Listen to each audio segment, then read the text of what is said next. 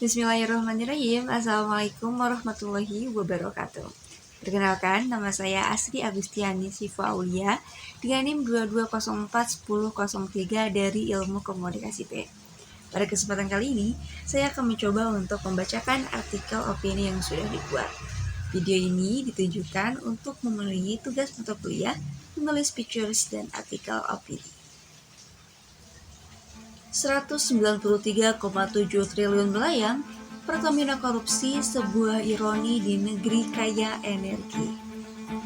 Indonesia, negeri yang diberkahi sumber daya alam melimpah, kembali dihadapkan pada kenyataan pahit. Kenyataan itu tak dinikmati oleh rakyat, melainkan segelintir elit yang lihai bermain di balik layar. Skandal korupsi terbaru di tubuh PT Pertamina bukan sekedar kasus hukum biasa, tetapi tamparan keras bagi kita semua. Bagaimana mungkin negara dengan cadangan minyak dan gas yang begitu besar justru mengalami kerugian hingga 193,7 triliun akibat ulah segelintir pejabat rakus. Modus lama, permainan baru. Kejaksaan Agung mengungkapkan bahwa praktik korupsi di Pertamina melibatkan penggelembungan volume impor minyak, manipulasi harga bahan bakar, hingga permainan licik dalam distribusi energi. Modus ini nampaknya bukan barang baru. Skema serupa telah terjadi berulang kali dalam beberapa dekade terakhir. Hanya saja kali ini jumlah kerugian yang diakibatkan sungguh mencengangkan.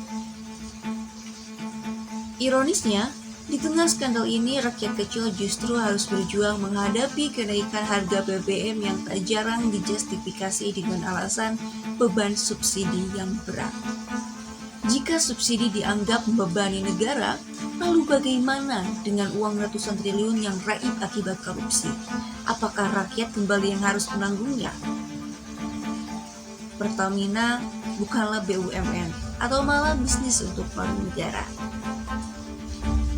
Sebagai perusahaan milik negara, Pertamina seharusnya menjadi tulang punggung kemandirian energi nasional. Namun pada realitasnya, Pertamina lebih sering menjadi sapi perah bagi oknum-oknum tak bertanggung jawab. Pengawasan yang lemah, sistem yang tertutup, dan budaya asal bapak senang telah menjadikannya ladang subur bagi para perampok berseragam pejabat.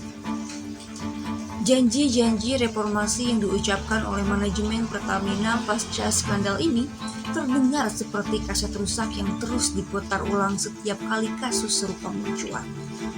Permintaan maaf sudah biasa, komitmen transparansi sudah sering dijanjikan.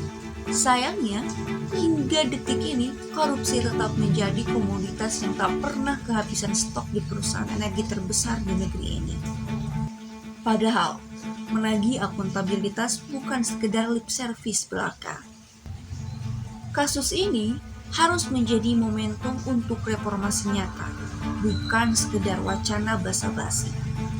Penegakan hukum harus dilakukan tanpa pandang bulu.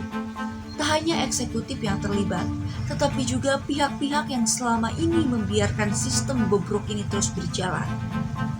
Jika Pertamina ingin kembali mendapatkan kepercayaan publik, pembersihan menyeluruh adalah satu-satunya jalan.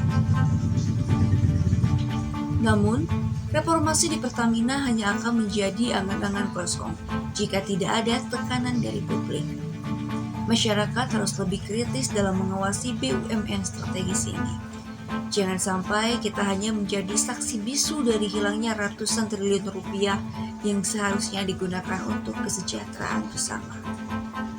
Pada akhirnya, kasus korupsi Pertamina ini bukan hanya tentang angka yang fantastis. Ini adalah gambaran betapa bangsa yang kaya sumber daya tetap bisa miskin karena rakusnya segelintir orang.